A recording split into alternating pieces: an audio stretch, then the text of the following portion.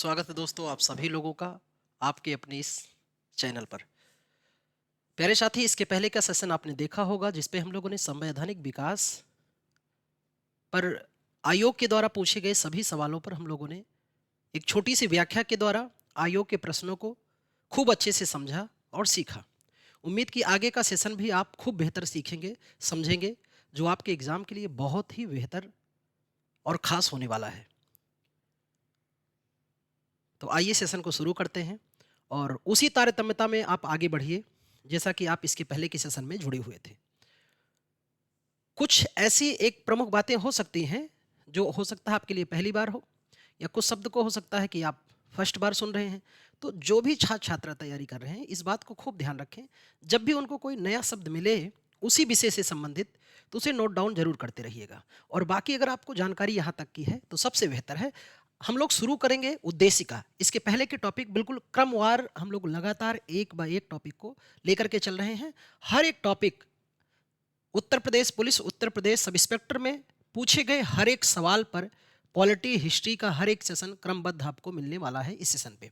तो बात करेंगे आज हम लोग उद्देशिका या प्रियम्बल पर। प्यारे साथी, थोड़ा सा बेसिक मैं आपको बेसिक स्पष्ट करना चाहूँगा कि प्रियम्बल या उद्देशिका के संदर्भ में कि इसी को हम लोग क्या बोलते हैं, प्रस्तावना भी कहते हैं।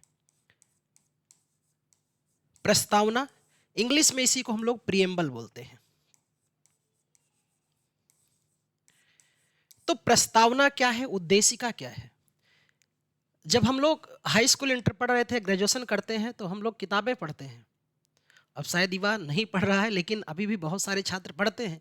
तो जब आप किताब पढ़ते हैं और अपनी किताब वो हिंदी की हो, विज्ञान की हो, तो किताब का जो पहला पेज होता है, देखो उस पर लिखा रहता है भूमिका या इंट्रोडक्शन। वो पहला पेज कोई छात्र नहीं पढ़ता है, कोई नहीं पढ़ता, सब उसको स्किप करके सीधा कहाँ जाते हैं, विषय सूची पर, वहाँ से फिर सीधे अपने टॉपिक पर आ जाते हैं और उसको पढ़ते हैं, फिर ओवर कर देते हैं। वो भूमिका क्या महत्वपूर्ण नहीं है? ऐसे लिखा गया है? नहीं, महत्वपूर्ण है। उसके लिखने का मतलब है। क्यों लिखा गया है? तो इस बात को हम प्रस्तावना में समझेंगे। तो उस जो किताब थी, उस किताब का जो पहला पेज था, वही क्या है? उद्देशिका या प्रस्तावना या प्रेम्बल है। ऐसे ही हमारे संविधान का जो पहला पेज है, वही क्या है? उद्देशिका या प्रस्तावना है, या जिसे हम लोग प्रियम्बल कहते हैं। तो अगर हमारे संविधान को, आपके पास इतना समय नहीं कि आप भारतीय संविधान का अध्ययन कर सकें, तो प्यारे साथी, हमारे संविधान के पहले पन्ने को देख लीजिएगा तो एक अनुमान आपको बन जाएगा कि भारतीय संविधान में क्या क्या महत्वपूर्ण बातें हैं और ये संविधान क्यों इतना विराट और सम्राट का स्वरूप लिए हुए अपने यथावत स्वरूप में आज भी विराजमान है। जबकि दुनिया के ऐसे महाशयी देश जो अपने को बड़े विकसित बताते हैं, बहुत सभ्यताशील बताते हैं, उनके यहाँ संविधान कई बार पलटा गया, कई बार बनाया गया, उसमें हमारा देश बहुत ही अग्रणी और बेहतर रहा है। बात करते हैं कि ये उद्देशिका या प्रस्तावना, जिन्हें आप समझ गए किसे कहते हैं। प्यारे साथी, सबसे पहले यहाँ दो प्रमुख बिंदु को चर्चा करके और सवाल पे सीधा हम आते हैं, स्किप नहीं करना, आप ध्यान से सुनना इसको, कि सबसे पहले उद्देश्य प्रस्ताव प्रस्तुत किसने किया था। तो सबसे पहले ये प्रस्ताव प्रस्तुत किया या पेश किया था, ठीक है, प्रस्तुत किया या पेश किया संविधान सभा में। कहां पेश किया गया था? तो संविधान सभा में सबसे पहले यह पेश किया गया था। और इसे पेश किसने किया था? पंडित जवाहरलाल नेहरू ने। पंडित जवाहरलाल नेहरू ने प्यारे साथी कब पेश किया था? 13 दिसंबर 1946, जो हमारे संविधान सभा की तीसरी बैठक थी। और संविधान सभा ने इसे सहमति कब दी, यानी स्वीकार कब कर लिया? ये दूसरा तथ्य भी अपने आप में बहुत ही अभी तक महत्वपूर्ण रहा है। 22 जनवरी 1947 को इसे स्वीकार कर लिया गया। आज भी बात करें तो जो वर्तमान का हमारा उद्देशिका या प्रस्तावना, ये प्रियम्बल है, उसमें बहुत सारी बातें जो हैं पंडित नेहरू के उद्देश्य प्रस्ताव से ही मिलती जुलती हैं। दो बातें जो आपकी जिज्ञासा और कॉमन बातों को पूर्ण करती है, उससे आगे सवाल पे बढ़ते हैं। पहला पॉइंट ये आपको याद रखना है, ध्यान रखना है, और ये बेसिक है। बेसिक क्या है? इस बात को ध्यान रखना कि उद्देशिका या प्रस्तावना कहाँ से लिया गया है? यूएसए के संविधान से। और इसकी भाषा कहाँ से ली गई है? तो इसकी भाषा ली गई है ऑस्ट्रेलिया के संविधान से। ये दो बिंदु अगर आप और जान लेते हैं तो आपकी जिज्ञासाएं पूर्ण हो जाती हैं। ठीक है, कि उद्देशिका या प्रियम्बल कहाँ से लिया गया है? अमेरिका के संविधान से, भाषा ऑस्ट्रेलिया से। अब बढ़ते हैं इसके सवाल की तरफ और आयोग ने जो इसके सवाल पूछे हैं उस पर आते हैं। ठीक है, उसके बाद दूसरा टॉपिक हम लोग नागरिकता पे भी बात करेंगे। प्रश्न है, ये प्रीवियस ईयर का सवाल है, पूछा गया है, आयोग ने पूछा है। सवाल देख ध्यान से आप देखिएगा और इस पर हम लोग आंसर भी जानेंगे, थोड़ी सी व्याख्या भी, जो आपके लिए बहुत हितकर और रुचिकर होगी। निम्नलिखित में से कौन सी वस्तुपरक संकल्प में अभिव्यक्ति मौलिक प्रतिबद्धताओं की वह सूची जिसे हमारे संविधान में स्थान दिया गया है? ऑप्शन है समानता, स्वतंत्रता, लोकतंत्र, संप्रभु और समतावाद। बी है समानता, स्वतंत्रता, भ्रातृत्व, समाजवाद और संप्रभुता। सी है समानता, स्वतंत्रता, लोकतंत्र, संप्रभुता और एक सर्वदेशीय पहचान। डी है समानता, स्वतंत्रता, भ्रातृत्व, लोकतंत्र और संप्रभुता। तो डी फॉर दिल मांगे more is the right answer हो जाएगा। क्यों? क्योंकि हमारे प्रस्तावना में, यहां पर मैं आपको थोड़ा सा जिक्र करूं कि हमारे प्रस्तावना या उद्देशिका में कुछ इस तरह से स्वरूप है। प्रस्तावना या उद्देशिका कहता है कि हमारा संविधान ही शुरू होता है हम भारत के लोग, है ना। तो इस शब्द से पढ़कर आपको लगेगा कि संप्रभुता के दो स्वरूप देखने को मिलते हैं, एक औपचारिक और एक वास्तविक। लेकिन बहरहाल प्रस्तावना से अगर संबंधित आपको बात बताएं हम, तो हमारे प्रस्तावना में राज्य की 5 विशेषताओं का जिक्र है। कितनी विशेषताएं मिलती हैं? राज्य की 5 विशेषताओं का जिक्र है। 5 विशेषताएं हैं राज्य की, और ये राज्य की 5 विशेषताएं, ऐसे हम एक क्रम में इसको ध्यान देते हैं। राज्य की 5 विशेषताएं,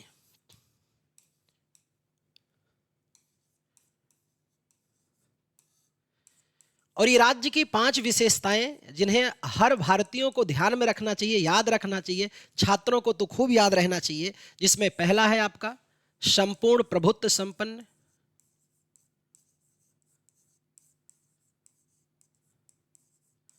संपूर्ण प्रभुत्व संपन्न, समाजवादी, समाजवादी, संपूर्ण प्रभुत्व संपन्न, समाजवादी, लोकतंत्रात्मक,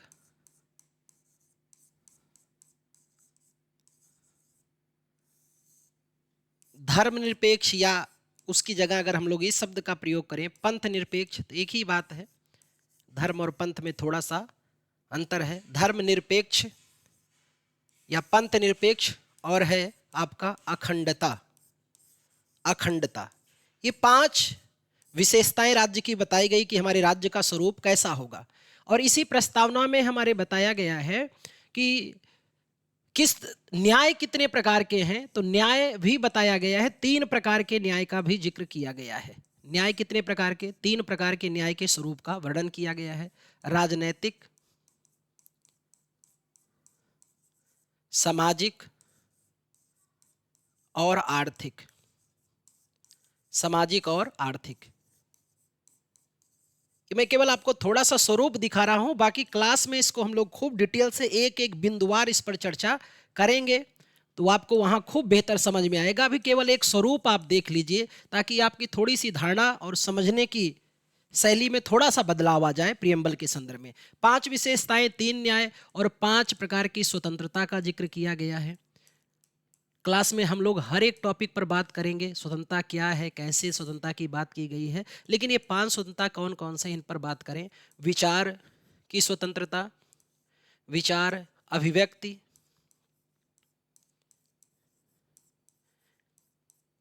विचार अभिव्यक्ति, विश्वास, धर्म और उपासना। ये 5 प्रकार की प्यारे साथी स्वतंत्रता की बात की गई है। इससे इतर बढ़े अगर हम लोग और आगे देखें तो ध्यान में रखना कि विशेषताओं के अलावा इसमें समता की भी बात की गई है, और 2 प्रकार की समता की बात की गई है। समता कितने प्रकार की? 2 प्रकार की। अवसर की समता, है ना,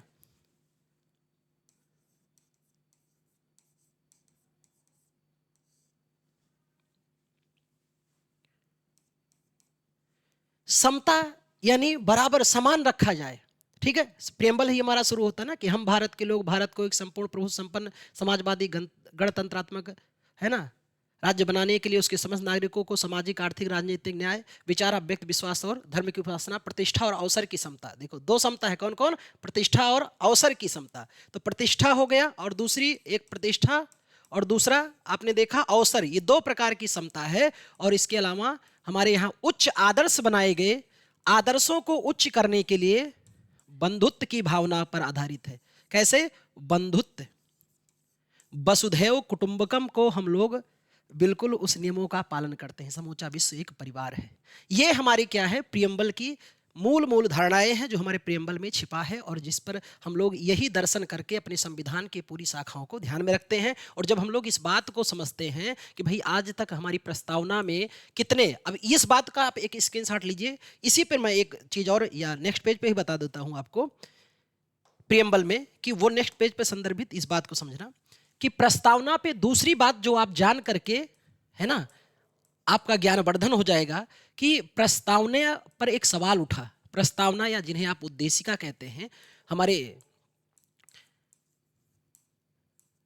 भारतीय विद्वानों ने और बहुत सारे प्रमुखों ने कहा कि भाई ये जो पहला पेज है प्रस्तावना, हमारे संविधान का पहला पन्ना ही प्रस्तावना है। क्या इस संविधान का अंग है कि नहीं? एक सवाल इस पर बना कि प्रस्तावना, सवाल ही इसको एक प्रश्न के रूप में, और ये समझकर आपका ज्ञानवर्धन खूब बेहतर होगा कि क्या प्रस्तावना जो है संविधान का अंग है या नहीं। अब इससे संबंधित क्या हुआ, ये बातें कहां पूछी जाएंगी? न्यायालय में, क्योंकि संविधान का प्रहरी कौन है? सुप्रीम सर्वोच्च न्यायालय। संविधान का रक्षक भी कौन है? सर्वोच्च न्यायालय। हमारे मौलिक अधिकारों का भी संरक्षक कौन है? सर्वोच्च न्यायालय। और न्यायपालिका हमारी स्वतंत्र है। तो न्यायपालिका में पूछा गया कि साहब चलिए बताइए, और इसके लिए कुछ केस किए गए। उन केसों का नाम अगर हम जिक्र करते हैं तो एक पहला केस हुआ बेरूबारी बनाम भारत संघ। बेरूबारी बनाम भारत संघ, और ये केस था प्यारे साथी 1960 का। एक दूसरा केस हुआ, अभी मैं सारे केस का रिजल्ट आपको एक साथ फिर डिस्क्राइब करता हूं। दूसरा केस हुआ केशवानंद भारती बनाम केरल राज्य, लेकिन इससे पहले एक केस हुआ था गोलकनाथ बनाम पंजाब राज्य। गोलकनाथ बनाम वर्सेस पंजाब राज्य, और यह केस हुआ था 1967 में। इसी से संबंधित एक केस और जो सबसे ऐतिहासिक आज तक का रहा है, जिसका अभी हम लोगों ने पहले ही नाम लिया था, केशवानंद भारती बनाम केरल राज्य।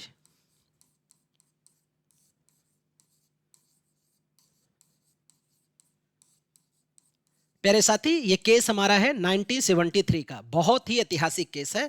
और एक केस और भी कर सकते हैं, SR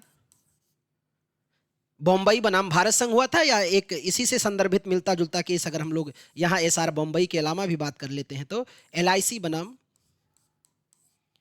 वर्सेस भारत संघ, और ये केस है 1995 का, 1995 का। अब मैं आपको रिजल्ट बताने वाला हूं जो बेहद खास होगा और आप यहां से बेहतर रूप से जानेंगे। देखो प्रश्न को समझना प्यारे साथी, प्रस्तावना या उद्देशिका क्या संविधान का अंग है कि नहीं, है ना? प्रस्तावना क्या है, कहां से लिया गया, सब पे बात पे हम लोगों ने कर लिया। तो पहला केस हुआ बेरूबारी बनाम भारत संघ, 1960 का केस है। इसमें सर्वोच्च न्यायालय ने कहा कि नहीं साहब, ये बहुत ही चौंकाने वाला जवाब आया कि भाई हमने अभी कहा कि हमारे पुस्तक का, हमारी किताब का पहला पन्ना जो है वही भूमिका या परिचय या प्रस्तावना है, और आप कह रहे हो कि नहीं साहब ये पहला पन्ना है ही नहीं है। ये तो बड़ा द्वंद वाला सवाल हुआ। लंबे समय तक इंतजार किया गया, बहरहाल न्यायपालिका ने आंसर किया है। 1967 में 7 साल बाद फिर केस किया गया। इसमें पूछा गया साहब क्या बात है, क्या प्रस्तावना संविधान का अंग है? अब आप मानते हो कि वो पहला पेज जो है वो किताब का हिस्सा है? बोले नहीं, अभी भी अड़ियल रवैया। लेकिन ये जो केस था इसमें 9 सदस्यीय बेंच ने बैठी। कितनी सदस्यीय? 9 सदस्यीय बेंच सुनवाई कर रही थी। और प्यारे साथी, 9 सदस्यीय बेंच ने यह जरूर कहा कि प्रस्तावना जो है संविधान का अंग नहीं है, लेकिन एक शब्द जरूर कहा कि प्रस्तावना संविधान का अंग नहीं है, लेकिन उस संदर्भ में क्या बात कहा कि प्रस्तावना संविधान का अंग नहीं है, लेकिन प्रस्तावना संविधान की क्या है, आत्मा है। लो, एक कंट्रोवर्शियल स्थिति और आ गई कि बोले पहला पन्ना किताब का अंश नहीं है, किताब का भाग नहीं है, लेकिन आत्मा है। इस सवाल ने और द्वंद किया। एक लंबे समय के बाद एक केस और आया जो सबसे ऐतिहासिक आज तक का था। केशवानंद भारती बनाम केरल राज्य। पहली बार इसी में कहा गया कि क्या प्रस्तावना संविधान का अंग है? बोले हाँ। प्यारे साथी, यही आपको रटना है, याद करना है कि किस केस में पहली बार कहा गया कि प्रस्तावना संविधान का अंग है। और आज तक की हमारी ये सबसे बड़ी न्यायिक बेंच है जिस पर 13 सदस्यीय न्यायाधीशों की पीठ ने सुनवाई किया था। सॉरी, यहां पर 11 सदस्यीय थे, मैंने 9 लिख दिया था। 11 सदस्यीय, गोलकनाथ केस पर 11 सदस्यीय और यहां 13 सदस्यीय। आज तक की सबसे बड़ी न्यायिक बेंच यही है, केशवानंद भारती बनाम केरल राज्य। और फिर बाद में वो इस केस में भी यही कहा गया, हाँ बिल्कुल है, और उससे संबंधित भाग है, आधारभूत ढांचे का हिस्सा भी इसे स्वीकार किया गया। ऐसा जिक्र किया गया केस में। अब एक सवाल यहां से और जो सबसे रुचिकर सवाल है, एक तो प्रश्न ये हो गया, दूसरा एक प्रश्न और मैं आपके सामने रखता हूं। इस प्रश्न को जानकर के आपकी रुचि और ज्ञान क्षमता में और वृद्धि होगी। वो क्या है प्यारे साथी? तो दूसरा कहा गया कि संविधान की आत्मा किसे कहते हैं। अभी देखो, एक सवाल तो वहां आया था, संविधान की आत्मा किसे कहते हैं। एक प्रश्न का तो हम लोगों ने स्पष्टीकरण किया। दूसरा सवाल आपके सामने। अब दूसरा सवाल जब आया तो यहां पर कई बिंदु आए। पहला तो हो गया, प्रस्तावना को भी कहा। किसने कहा, इस पर बात करेंगे। किसने कहा नहीं, प्रस्तावना नहीं है बल्कि FR यानी फंडामेंटल राइट है। और किसी ने कहा नहीं, फंडामेंटल राइट नहीं बल्कि अनुच्छेद 32 है ना। अभी इसका डिटेल आप समझना बात को। प्रस्तावना संविधान का अंग है, ऐसा किसने कहा? सर्वोच्च न्यायालय ने। सर्वोच्च न्यायालय ने कहा कि प्रस्तावना जो है वो संविधान का क्या है, अंग है। तो ध्यान में रखना, अगर कभी भी पूछा जाए कि प्रस्तावना ने किसे संविधान की आत्मा माना है, तो सॉरी, सर्वोच्च न्यायालय ने किसे संविधान की आत्मा माना है? प्रस्तावना को। मौलिक अधिकार को संविधान की आत्मा माना पंडित जवाहरलाल नेहरू ने।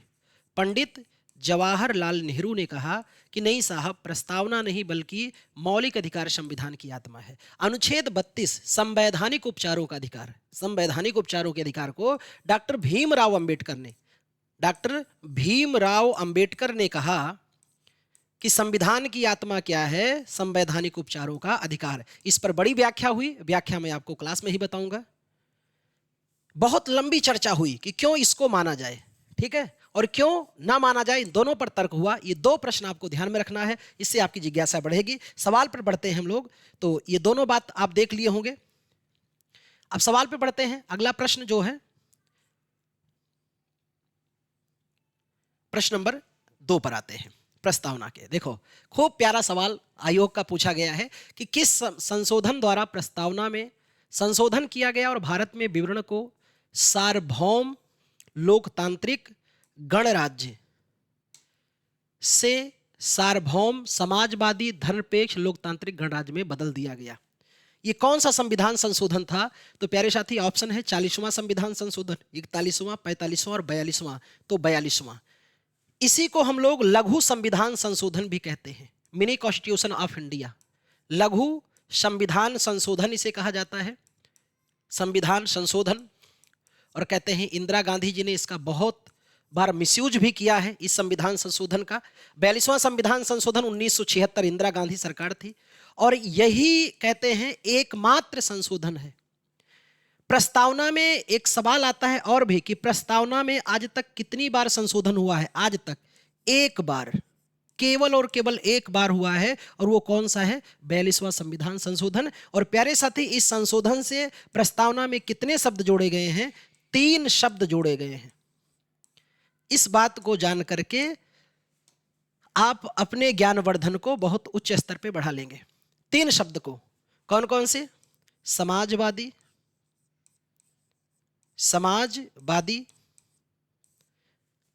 पंथ निरपेक्ष या धर्म निरपेक्ष जिन्हें कहते हैं आप, पंथ निरपेक्ष, और अखंडता। ये 3 शब्द जोड़े गए किस संविधान संशोधन से? 42वां संविधान संशोधन के द्वारा, और आज तक केवल एक ही बार संशोधन किया गया है। तो कई बार सवाल आता है कि 1950 के समय प्रस्तावना में कौन से शब्द नहीं थे? यही नहीं थे, क्योंकि ये सब आए हैं कब? 1976 में, 1976 में 3 शब्द, समाजवादी, धर्मनिरपेक्ष या पंथनिरपेक्ष और अखंडता। अगले सवाल पे आते हैं। देखो अगला सवाल वही ही है कि किस वर्ष संविधान में समाजवाद, धर्मनिरपेक्ष और एकता व अखंडता संविधान की प्रस्तावना में शामिल किया गया? 1950 में, 1976, 1952 और 1966। अभी हम लोगों ने बात किया 1976 में किस संविधान संशोधन से? तो 42वां कॉन्स्टिट्यूशन अमेंडमेंट 1976 में इंदिरा गांधी सरकार में इन 3 शब्दों को प्रेम्बल में जोड़ा गया था। अगले सवाल पे बढ़ते हैं। तो अगला प्रश्न है,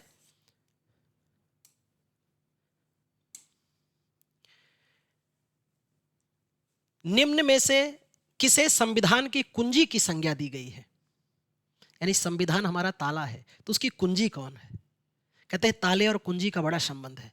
कहते हैं एक बार ताले पर हथौड़े का वार, ताला खोलने के लिए कुंजी कहीं खो गई या कुंजी को किसी दूसरे व्यक्ति ने रखा था, तो उस पर हथौड़े का वार पड़ रहा था, और बाद में कहते हैं कि वो मालिक आया जिसके पास कुंजी थी, और कुंजी जैसे लगी तैसे ताला खुल गया। तो ताला और हथौड़ी का संवाद होता है।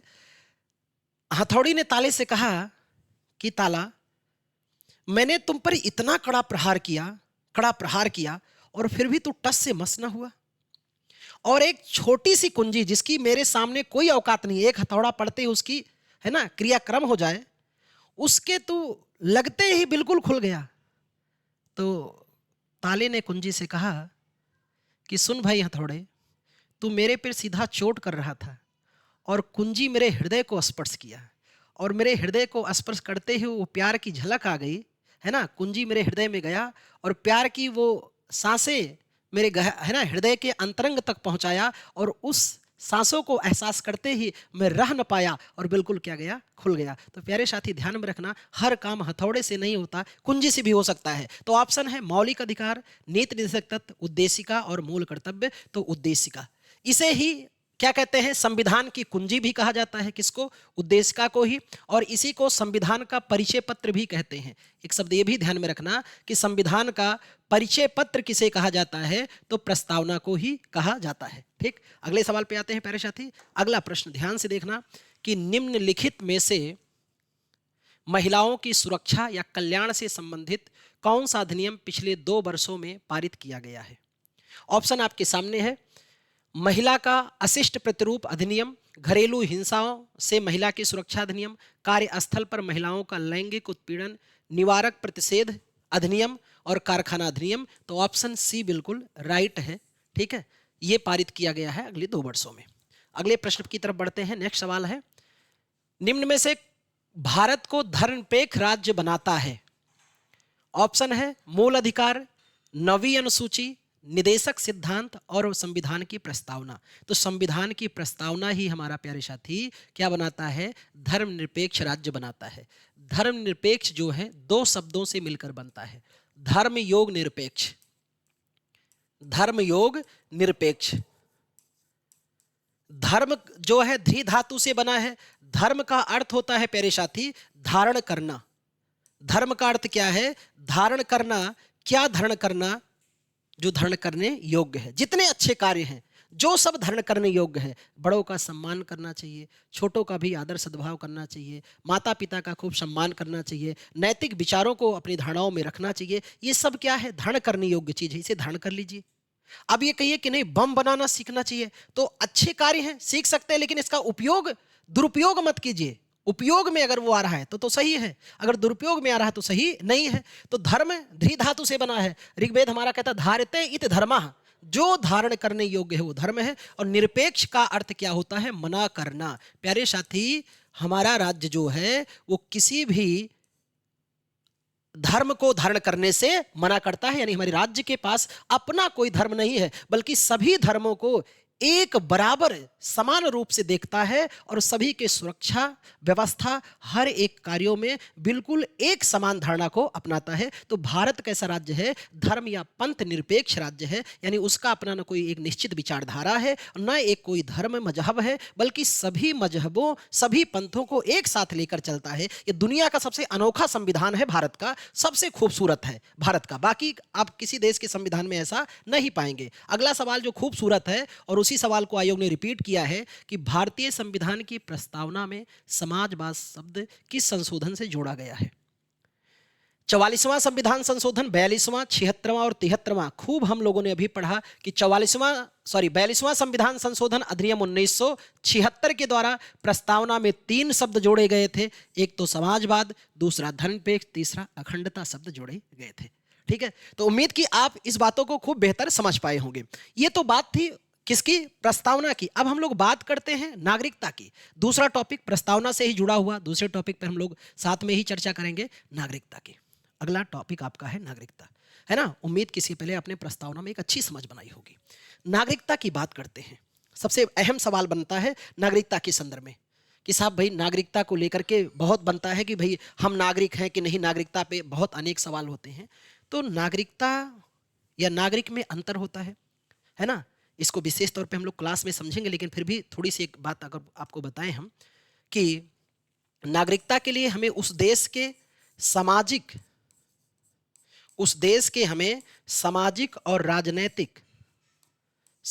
और राजनैतिक अधिकार सरकार के द्वारा दिए जाते हैं जिस राज्य के हम निवासी होते हैं। नागरिक के लिए उस सरकार के द्वारा हमें पहचान पत्र दिया जाता है जिस देश में, जिस राज्य में हम विश्वास स्थापित करते हैं। देश नहीं, राज्य कहें तो ज्यादा सही, पॉलिटी में देश को मतलब कि राज्य ही कहना ज्यादा सही होता है। भारत एक राज्य है, अमेरिका एक राज्य है। तो जिस राज्य की आप संप्रभुता स्वीकार करते हैं, प्रभुसत्ता स्वीकार करते हैं, जिस राज्य में आपका रहना उठना बैठना है, उस राज्य ने जो प्रमाण पत्र दिया तो नागरिक होने का, और नागरिकता के लिए आपको उस देश में सामाजिक और राजनीतिक अधिकार प्रदान किए जाते हैं जिससे आपकी पहचान होती है। हमारे देश में बात करें इस नागरिकता के संदर्भ में तो हम लोग खूब जानते हैं कि नागरिकता हमारे यहाँ कहाँ से लिया गया है? इंग्लैंड के संविधान से लिया गया है। और नागरिकता कैसी है? एकल नागरिकता है। नागरिकता हमारे यहाँ कैसी है? एकल नागरिकता है। और सबसे जिज्ञासुपूर्ण बात तो यह है कि नागरिकता किस मंत्रालय के अधीन आती है भैया? तो गृह मंत्रालय के। नागरिकता किस मंत्रालय के? तो गृह मंत्रालय इसका संरक्षक के रूप में कार्य करता है। और नागरिकता के बारे में आप खूब विशेष ध्यान में रखते हैं कि इसका जिक्र हमारे संविधान के भाग 2 में और अनुच्छेद 5 से 11 तक किया गया है। और नागरिकता पे हमारे यहाँ नियम कौन बनाता है? तो नागरिकता पे नियम हमारे यहाँ सब तैयार कौन करती है? संसद। नियम कौन बनाती है? संसद हमारे यहाँ नियम बनाती है। और प्यारे साथी, अगर यहाँ आप इस बात को जानते हैं तो स्वाभाविक है आपकी धारणाएं और जानकारी और भी बेहतर हो जाती है कि हमारे नागरिकता के लिए हर एक नियम कानून कौन बनाएगा? संसद। क्योंकि संप्रभुता के 2 स्वरूप, वैसे तो औपचारिक रूप से कहा गया कि जनता संप्रभु है, पर वास्तविक रूप से कहा जाए तो संसद संप्रभु है। संसद किसे कहते हैं? भारत की सर्वोच्च विधायी संस्था को संसद कहते हैं। ठीक है, तो संसद नियम बनाता है। और हमारे यहाँ नागरिकता से संबंधी प्यारे साथी जो पहला नियम बनाया गया 1955 में पहला नियम बनाया गया। और फिर क्या इस नियम में जो 1955 में नियम बनाया गया, इस नियम में संशोधन किया गया है? हाँ, अगर इस बात को जान गए आप तो स्वाभाविक है कि आप इस टॉपिक से अच्छी समझ रखते हैं।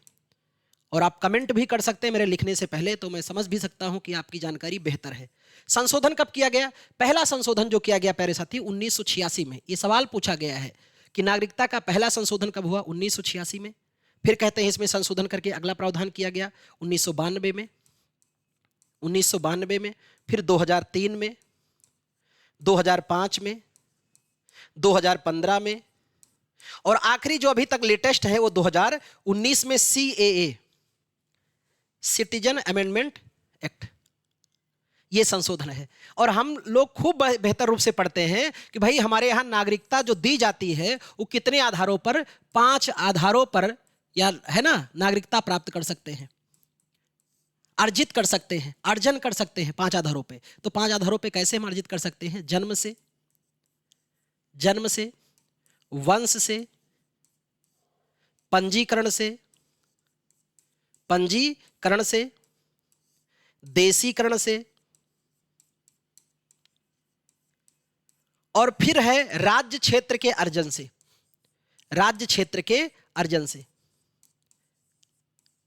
एक एक पॉइंट पे हम लोग खूब डिटेल चर्चा क्लास में ही इसको रखते हैं। बस एक इस प्रीवियस ईयर श्रृंखला में मैं आपको एक केवल सिनेरियो दिखा रहा हूं कि नागरिकता के संदर्भ में आपको इन बातों को अगर ध्यान रखेंगे तो एक अच्छा और बेसिक जानकारी आपकी खूब मजबूत बनेगी। और तीसरी एक बात और यहां अगर कर दे तो आपकी जानकारी बिल्कुल पूरी हो जाएगी कि नागरिकता को त्यागा कितने आधार पर छोड़ा जा सकता है, तो त्यागा जा सकता है नागरिकता को कितने आधारों पर छीना जा सकता है। ऐसी बात अगर हम लोग करें तो ज़्यादा सही होगा और अच्छा सवाल आएगा। तो यहाँ पर इस बात को ध्यान से रखना बिल्कुल ठीक है। तो चलो ये तो बिल्कुल है ना, शायद गायब हो गया, जो भी है यहाँ समझना इस बात को। मैं यहाँ लिख दे रहा हूँ नागरिकता, बाकी चीजें आपको लिखा गया है। नागरिकता कितने आधार पे समाप्त की जा सकती है, ये बात को अगर आप जान गए तो थोड़ा सा आपकी जानकारी और भी बेहतर हो जाएगी। एक तो आप स्वेच्छा से छोड़ दीजिए त्याग के द्वारा, दूसरा निरस्तीकरण,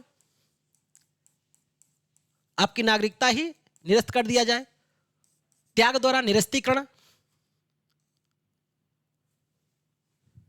कि जब आप स्वेच्छा से त्याग दे देते हैं। दूसरा क्या है, निरस्त कर दिया जाता है। और तीसरा क्या होता है कि जब आप किसी दुश्मन देश की मदद करते हैं तो ऐसे में आपकी नागरिकता त्याग, निरस्तीकरण और वंचना के द्वारा वंचित कर दिया जाता है, आपकी नागरिकता समाप्त की जाएगी। ये एक बेसिक पहलू है। अब सवाल पे आते हैं। जो पहला सवाल है कि किसी व्यक्ति को भारत के एक नागरिक के रूप में मान्यता प्रदान करता है भारत के संविधान के अधीन। अनुच्छेद 204, 2 से 4, अनुच्छेद 12 से 14, अनुच्छेद 5 से 7 और अनुच्छेद 1। तो राइट आंसर हो जाएगा, नियरेस्ट हो जाएगा 5 से 7। अभी मैंने इस पर डिटेल व्याख्या की है। अगला सवाल है, निम्नलिखित में से कौन सा कृत्य किसी भारतीय की नागरिकता रद्द कर सकता है? नागरिक ने संविधान के प्रति निष्ठाहीनता दर्शाई हो, बिल्कुल सही है। नागरिक ने युद्ध के समय गैर कानूनी तरीके से शत्रु के साथ संपर्क साधा हो। तो प्यारे साथी, ये दोनों ही ऑप्शन बता रहे हैं कि बिल्कुल राइट है और इस आधार पर इनकी नागरिकता रद्द कर दी जा सकती है। भारत के संविधान का कौन सा भाग नागरिकता से संबंधित है? भाग 4, भाग 2, भाग 8 और भाग 12। तो आप जानते हैं भाग 2 में संबंध किससे है? नागरिकता से। तो राइट आंसर हो जाएगा यही, ठीक है। भाग 6 है आपका राज्य से है, भाग 8 में है ना संघराज्य क्षेत्र है, और भाग 12 में है वित्त, संपत्ति, संविदा और वाद। भारत के सर्वोच्च न्यायालय के मुख्य न्यायाधीश, तो ये सवाल पुराना था और उस समय के अगर हम लोग बात करें, जिस समय का सवाल पूछा गया था उस समय के इसमें कौन से न्यायाधीश रहे हैं, तो उन पर अगर देखें तो केशवानंद भारती, पी सदाशिवम, मार्कंडे काटजू, उपरोक्त में से कोई नहीं। तो जिस समय का ये सवाल है उस समय का सही राइट आंसर हो जाएगा पी सदाशिवम। पर मैं यहाँ पर थोड़ा सा बेसिक बातें अगर आपको बता दूँ तो स्वाभाविक है आपकी जानकारी एक बेहतर हो जाएगी। और वो बेसिक बातें क्या है, अगर हम लिखें CJI, chief justice of India, supreme court, chief justice of India, यहां पर पहला सवाल स्वतंत्र भारत के पहले है ना, या इसके लिए एक पेज ही लेकर के मैं आपको थोड़ा सा विशेष तौर पे बता दूं। सुप्रीम कोर्ट, SC मतलब सुप्रीम कोर्ट, और इनके CJI की अगर मैं बातें आपको बताऊं तो आपकी जानकारी बेहतर होगी। खास तौर पे पहला जो सवाल यहां से पूछा जाता वो यही कि स्वतंत्र भारत के पहले CJI कौन थे? स्वतंत्र भारत के पहले चीफ जस्टिस ऑफ इंडिया कौन थे प्यारे साथी? तो स्वतंत्र भारत के पहले CJI थे हीरालाल जे कानिया साहब, हीरालाल जे कानिया। ये बिल्कुल बेसिक है, अगर आपने इनको स्किप कर दिया तो आप तैयारी के बहुत प्रमुख भाग को स्किप कर दिया। दूसरा प्रश्न करता है कि अभी लेटेस्ट में हमारे CJI कौन से हैं? अगर इन पर हम बात करें तो थोड़ा सा मैं आपको अभी वर्तमान तक आने से पहले पिछला थोड़ा सा आंकड़ा दे दूं। 51वें हमारे CJI कौन थे? संजीव खन्ना साहब, 51वें नंबर के संजीव खन्ना साहब। और 52वें नंबर के हमारे चीफ जस्टिस ऑफ इंडिया जो हैं वो हैं आपके VR गवई साहब, है ना, chief justice of India VR Gavai.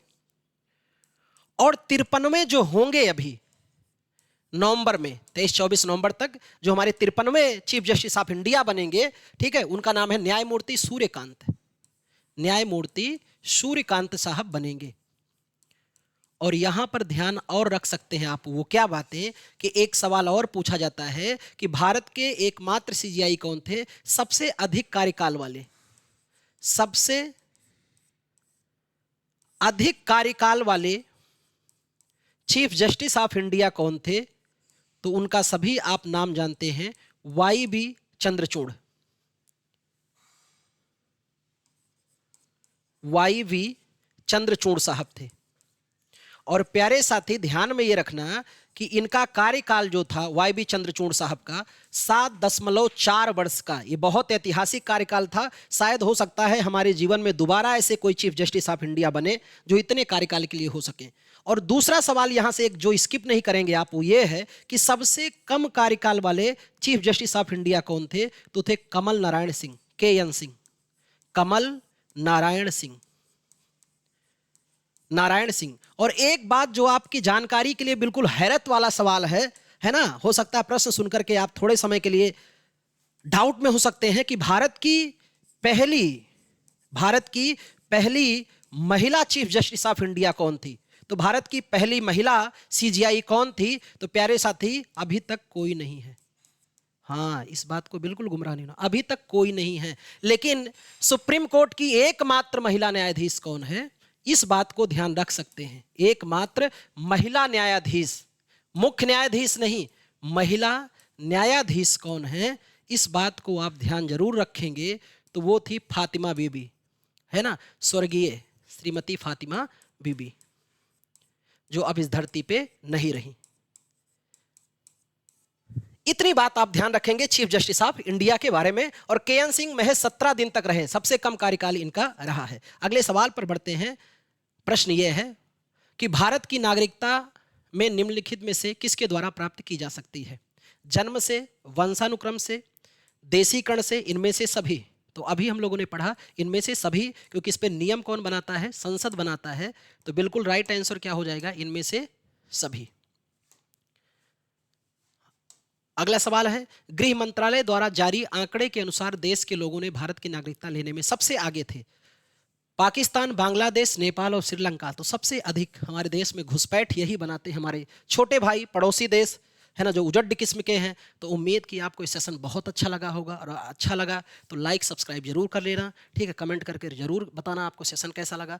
बाकी इसको आपको डिटेल समझना है तो हमारी थ्योरी क्लास को जरूर ज्वाइन करें। वहाँ पर हम लोगों ने एक बिल्कुल क्रमबद्ध तरीके से बेसिक से एडवांस, देखो ये कहा तो हर क्लास में जाता है प्यारे साथी कि बेसिक से एडवांस, पर आने के बाद एडवांस ही रह जाता है, बेसिक खत्म हो जाता है। और मेरा मानना है कि रुचि हमारी क्यों नहीं बनती विषय पर, क्योंकि हम क्या करते हैं, बेसिक स्किप करके एडवांस पे आ जाते हैं। और जब बेसिक समझ हमें हो जाएगा तो स्वाभाविक है हमारी पढ़ने की रुचि बहुत ही ज़्यादा बढ़ जाएगी। तो मिलते हैं एक और सेशन में, तब तक के लिए बहुत बहुत धन्यवाद।